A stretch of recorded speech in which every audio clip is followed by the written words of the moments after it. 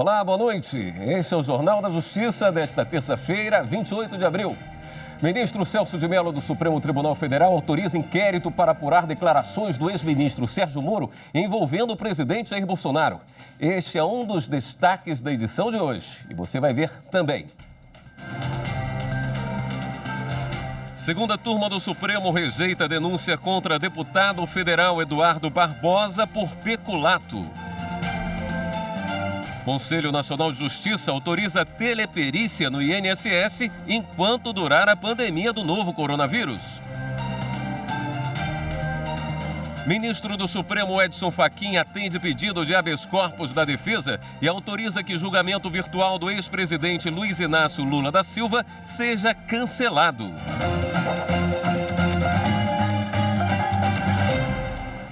Os ministros da segunda turma do Supremo rejeitaram denúncia contra o deputado federal Eduardo Barbosa, do PSDB de Minas Gerais.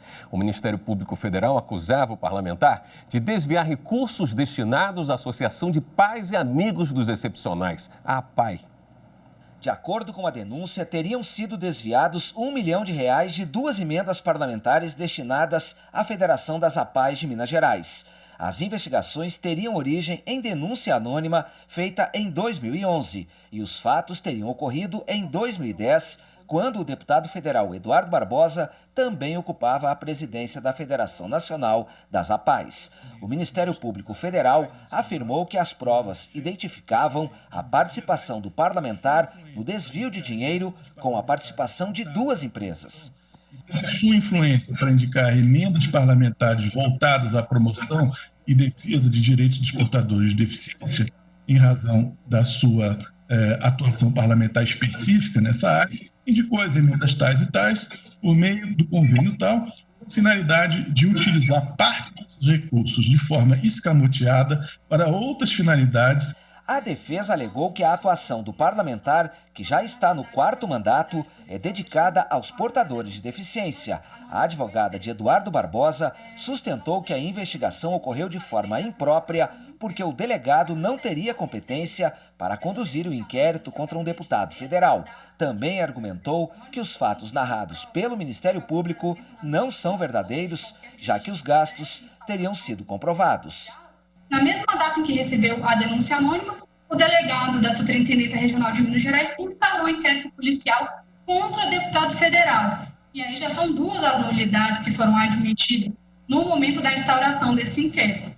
Ele foi instaurado perante a autoridade incompetente e ele foi decorrente de denúncia anônima que não contou com verificação prévia qualquer antes da instauração do procedimento. O relator ministro Ricardo Lewandowski primeiro afirmou que o tempo transcorrido entre o início das investigações e a apresentação da denúncia no Supremo em 2019 não era razoável e só isso já seria suficiente para rejeitar a denúncia. Depois, o ministro não reconheceu substância nas provas apresentadas pelo Ministério Público e ainda julgou imprópria a investigação conduzida fora da análise do Supremo. Por fim, o ministro Ricardo Lewandowski entendeu que não foi comprovado que os repasses de dinheiro feitos à campanha do deputado tenham origem nos recursos públicos. Doações eleitorais no montante de R$ 1.259. Todavia, continua, a prova coligida não demonstra que os referidos valores constituíam uma parcela dos recursos públicos desviados do convênio, número tal, nem tampouco que o denunciado tenha deles, de alguma forma, sido completado. O mosaico fático, ao longo de quase 8 anos de investigação, não apresenta indícios concretos do elemento subjetivo do tipo, nem tampouco descortina a participação do denunciado na gestão dos recursos públicos do referido convênio. O relator recusou a denúncia do Ministério Público. Ele foi acompanhado pelos votos dos ministros Edson Fachin, Carmen Lúcia e Gilmar Mendes, que também concordaram não ser o tempo de investigação razoável e que as provas não comprovavam os crimes alegados. Hoje também teve sessão da primeira turma do STF. Sobre o julgamento do dia, vamos conversar ao vivo com a nossa consultora jurídica, Karina Zuccolotto. Oi, Karina, boa noite. O que você destaca para a gente da primeira turma? Olá, boa noite, William. Boa noite a todos que nos assistem. Os ministros decidiram que não é da competência do Supremo Tribunal Federal processar e julgar as acusações que pesam contra o ex-ministro da Casa Civil, Eliseu Padilha, e contra o senador José Serra. Segundo os ministros, as denúncias que são imputadas a ambos são anteriores ao exercício do mandato que eles exerciam, no caso do ex-ministro e agora do senador José Serra, e que, portanto, os processos devem ser encaminhados para a primeira instância. Em relação ao ex-ministro da Casa Civil, o inquérito deve ser encaminhado para a Justiça Federal do Estado do Rio Grande do Sul e, no caso de José Serra, para a Justiça Eleitoral de São Paulo. Além desse julgamento, vários habeas corpus, como sempre, da relatoria do ministro Marco Aurélio, foram julgados. E um caso deles, bastante interessante, envolve, na verdade, um vereador do município de Suzano, no estado de São Paulo. O ministro Marco Aurélio deferiu a liminar para afastar a determinação do STJ que afastava o vereador das suas atividades junto à Câmara de Vereadores, mas hoje a primeira turma seguiu o entendimento do ministro Alexandre de Moraes, que abriu a divergência e determinou a cassação dessa medida para afastar mais uma vez o vereador. Segundo o ministro Alexandre de Moraes, o STJ teria determinado o seu afastamento do cargo justamente porque as supostas acusações de participação em organização criminosa, advocacia administrativa e lavagem de dinheiro tinham uma relação estreita com o exercício da vereança e não poderia, portanto, manter o vereador no exercício das suas funções enquanto o processo estivesse correndo. Cassada, portanto, a liminar do ministro Marco Aurélio. E um outro caso em que o próprio ministro Alexandre de Moraes considerou também bastante interessante foi o caso de uma condenada por ter sido apreendido com ela medicamentos para emagrecer e, segundo o ministro Alexandre de Moraes, à medida que ela foi recorrendo, a pena dela também foi emagrecendo. Em primeira instância, ela foi condenada a 11 anos e 8 meses de reclusão e para o cumprimento no regime inicial fechado. Recorreu em segunda instância, a pena baixou para 5 anos e 6 meses, sendo mantido o regime fechado. No STJ, emagreceu mais um pouco essa pena, William. Foi para 2 anos e 6 meses, mas aplicado o regime semiaberto. Ela não estava conformada, veio ao Supremo buscar ainda o cumprimento da pena no regime aberto. O ministro Marco Aurélio deferiu a liminar e hoje a maioria que se formou acompanhou o ministro Alexandre de Moraes para confirmar o regime aberto, mas determinar ainda a conversão da pena privativa de liberdade em restritivas de direito a serem fixadas pelo juiz da execução criminal dessa pena. O ministro Alexandre de Moraes considerou que essa medida de conversão seria em razão dela ser primária, ter bons antecedentes e circunstâncias judiciais que lhe eram absolutamente favoráveis. Esses são alguns dos destaques da primeira turma de hoje. É com você, William. Obrigado pelas informações, Karina. Até amanhã. O Conselho Nacional de Justiça autorizou a teleperícia no INSS enquanto durar o período da pandemia de coronavírus. A decisão foi por unanimidade. A decisão do Conselho é para tentar aliviar um problema enfrentado por milhares de brasileiros nesta época de pandemia. A dificuldade de fazer a perícia para o auxílio-doença e invalidez, por exemplo. Nós entendemos que também nas hipóteses judiciais, em que o volume de processos é muito grande em relação a perícias que não estão sendo realizadas, perícias judiciais, nos casos de benefício de prestação continuada para pessoas com deficiência, para idosos, também nas hipóteses de benefícios previdenciários por auxílio-doença ou auxílio-invalidez, nós estamos propondo ao plenário a edição de ato normativo no sentido de autorizar a teleperícia nesse período de Covid. Os conselheiros aprovaram um ato normativo que autoriza a teleperícia. Esta nova forma de atendimento será permitida enquanto perdurar os efeitos da pandemia. Uma vez verificada a possibilidade do retorno da perícia normalmente feita, simplesmente o Conselho revoga a resolução e retoma a presencial. O Conselho Nacional de Justiça também fez um ajuste em uma norma própria, de acordo com uma decisão do Supremo Tribunal Federal de outubro do ano passado.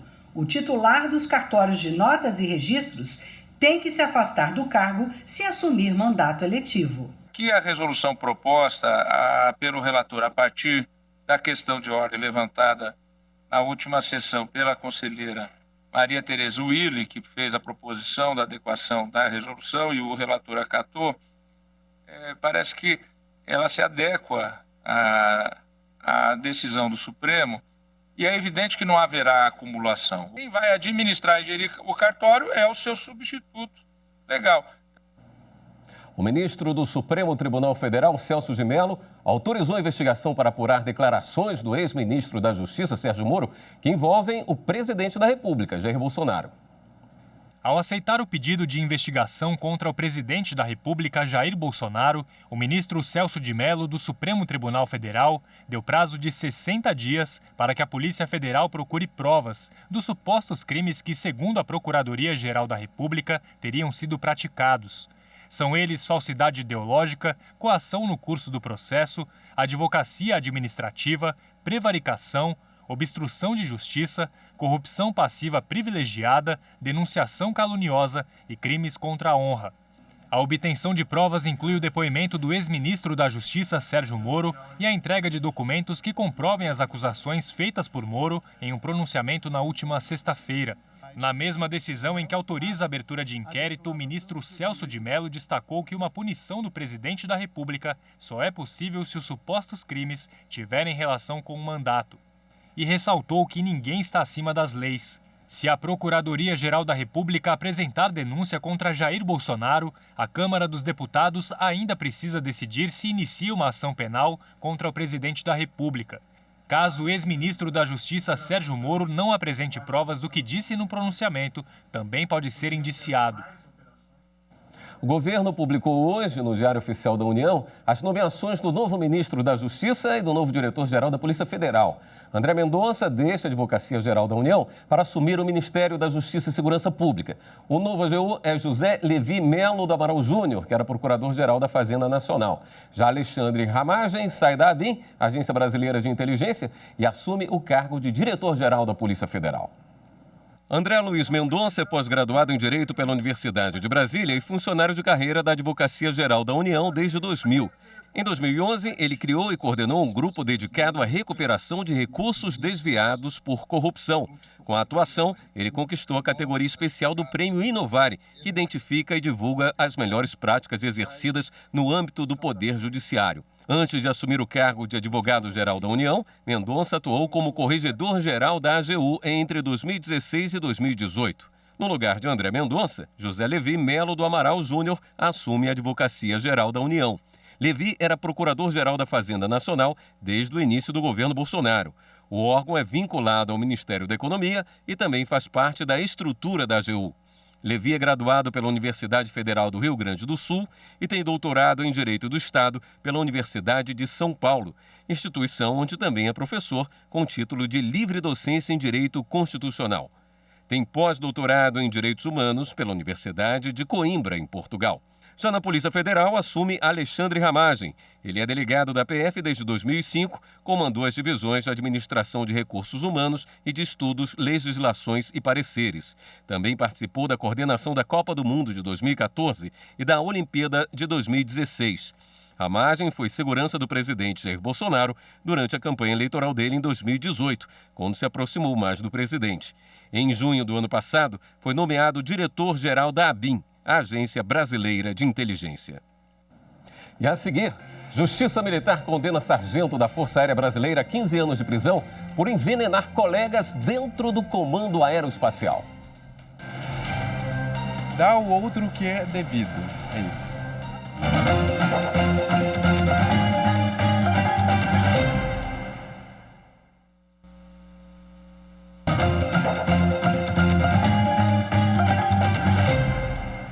A 8ª Vara Criminal de Brasília condenou 2 ex-secretários da Câmara Legislativa e o ex-diretor do Fundo de Saúde do Distrito Federal por corrupção passiva.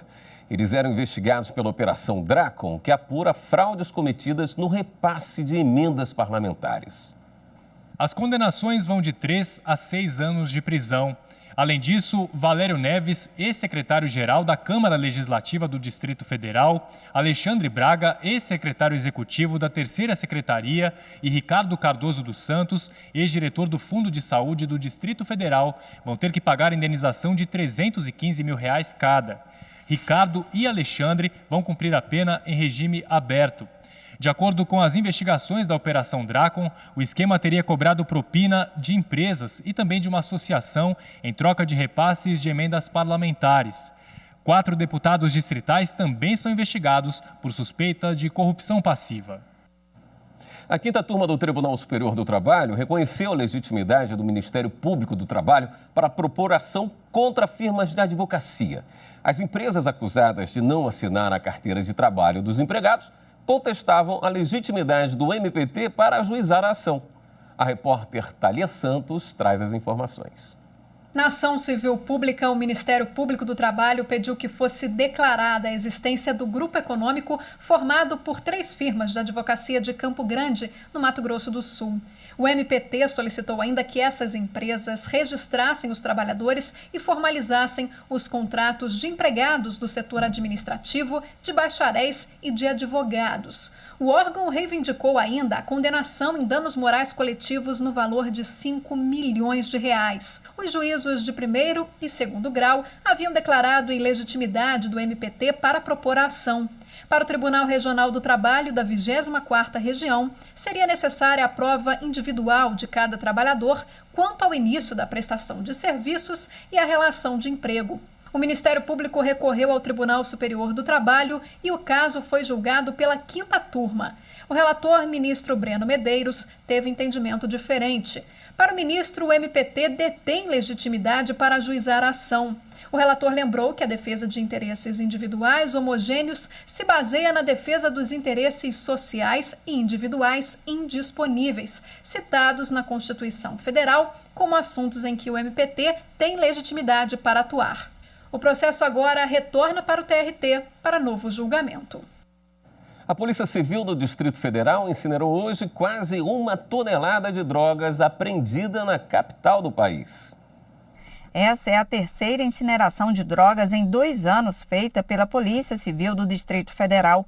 Cerca de 20 policiais participaram da operação, que teve o apoio do Ministério Público e Judiciário. Hoje foram incinerados 800 quilos de maconha e outras substâncias.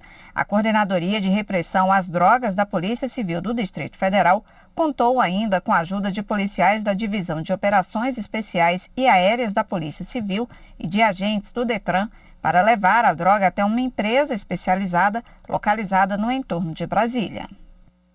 Justiça Militar condena sargento da Força Aérea Brasileira a 15 anos de prisão por envenenar colegas dentro do Comando Aeroespacial. De acordo com a denúncia oferecida pelo Ministério Público Militar, o sargento, que era controlador de tráfego aéreo, atentou contra a saúde dos colegas de trabalho, colocando substâncias químicas em suas bebidas. Os envenenamentos começaram a ser relatados em julho de 2016, período de grandes operações militares para a defesa do espaço aéreo do Distrito Federal durante os Jogos Olímpicos do Rio, naquele mesmo ano. Vários militares relataram intoxicação após consumir café ou água, sempre no turno de serviço do sargento. Os envenenamentos provocaram internação e até acidentes de carro. Os líquidos foram periciados no Instituto de Criminalística da Polícia Civil do Distrito Federal, que apontou o resultado para um potente relaxante muscular, conhecido comercialmente como Miozan. Em um dos casos, um suboficial já desconfiado da atitude do então sargento deixou uma câmera de vídeo escondida. Foi aí que ele flagrou o militar introduzindo uma substância dentro de sua bebida, sem saber que estava sendo filmado. O vídeo e o conteúdo da garrafa foram encaminhados para a perícia, que atestaram a presença da substância clonazepam, que causa dependência psíquica, mal-estar, confusão mental, entre outros sintomas, se tomado em doses excessivas. O então sargento foi denunciado na primeira instância da Justiça Militar da União em Brasília, onde negou os fatos.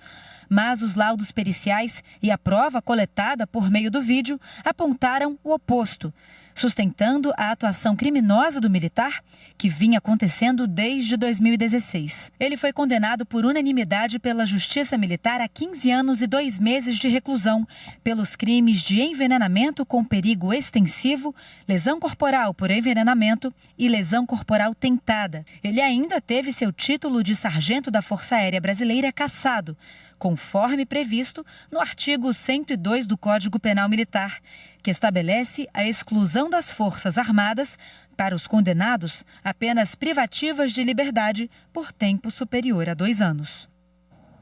A seguir, STJ realiza a primeira sessão na história do tribunal na modalidade não presencial e transmitida pela internet. E agora, no intervalo do jornal, tem outro episódio da série Aqui Tem Justiça. A Justiça de Mato Grosso contribui com o combate à violência contra a mulher e garante proteção às vítimas. Você vai ver já já. Justiça, para mim, é igualdade social.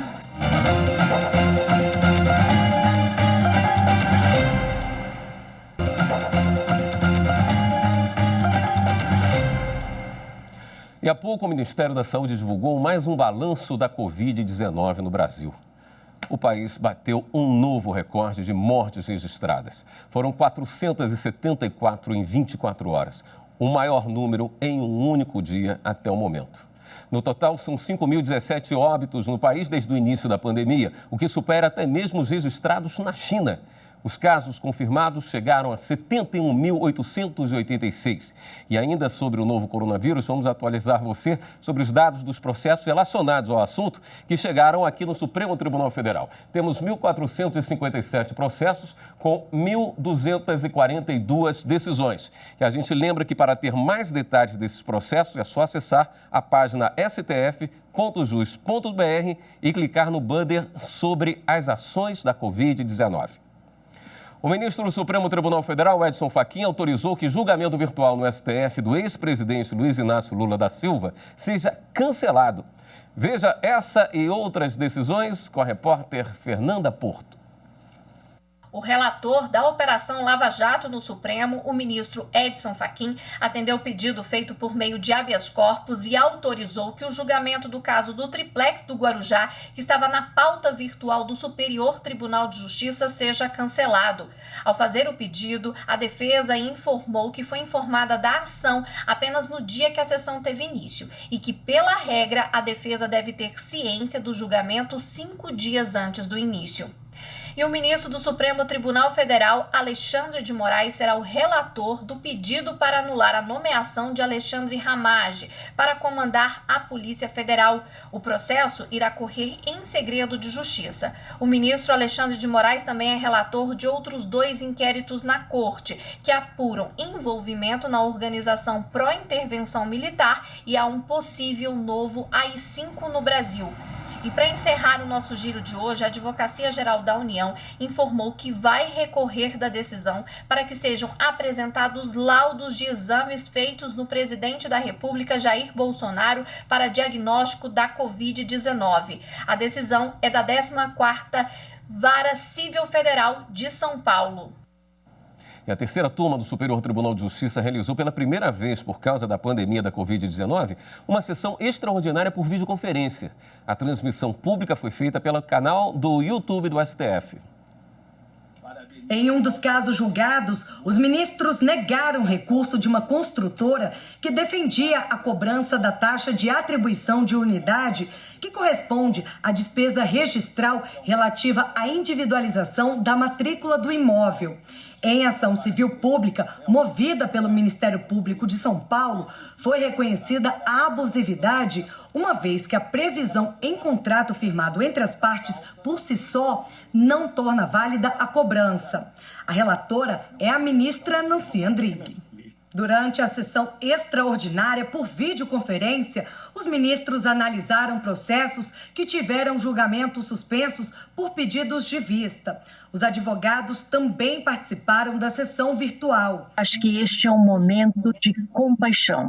E a terceira turma, ao decidir ser a primeira a fazer esse teste, e agora bem sucedido com a realização de julgamento de 8 ou 9 processos, nós conseguimos cumprir esse nosso dever, presidente, no meu modo de ver respeitosamente. O momento é de compaixão e nós juntos estamos fazendo a nossa parte. Dou por finalizado a nossa sessão de julgamento extraordinária, a primeira do nosso Superior Tribunal de Justiça. Eu agradeço a enorme boa vontade de todos os colegas,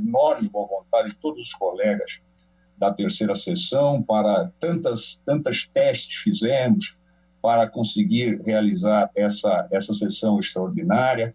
Com o retorno das sessões, os prazos processuais vão começar a correr a partir da próxima segunda-feira, dia 4 de maio. As primeiras sessões ordinárias por videoconferência das turmas acontecerão no dia 5 de maio. A Corte Especial vai se reunir no dia 6 e as sessões terão julgamentos a partir do dia 13. A lista dos processos está disponível no site do tribunal.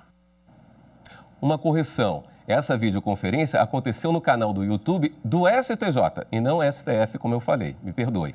Ainda dentro do STJ, o uso de máscaras vai passar a ser obrigatório para quem precisar ir ao Superior Tribunal de Justiça a partir desta quinta-feira, dia 30. A exigência atende a um decreto do governo do Distrito Federal que definiu que todas as pessoas devem usar a proteção em locais públicos para evitar a disseminação do novo coronavírus. Por causa da pandemia, o STJ suspendeu o atendimento presencial e o acesso do público no tribunal. Apenas os servidores ligados a atividades essenciais têm comparecido à sede. Os demais estão em trabalho remoto. O uso das máscaras será fiscalizado pela equipe de segurança do tribunal.